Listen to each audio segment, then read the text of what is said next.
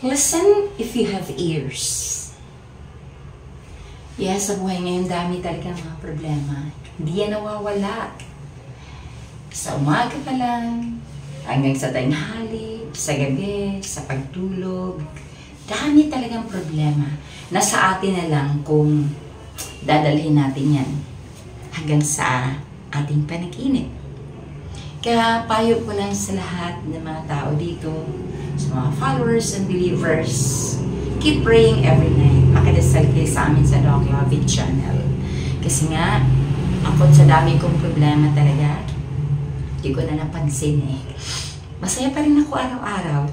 Believe me, walang halong kahipokritahan ito. Masaya pa rin ako because sinurrender ko lahat sa Kanya ang aking mga problema, ang aking mga kabigatan, lalo na ang lahat ng sakit ng mga tao na patuloy na dumadagsa at humihingi sa aking tulong.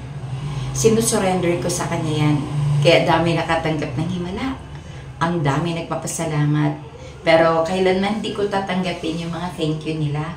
Sabihin ko lang, maraming salamat kay God Father, siya naman talaga yung nagbigay ng kagalingan sa lahat ng tao.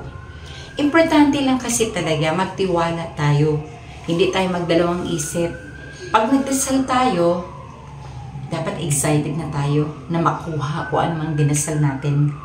Huwag tayong pabago-bago ng isip.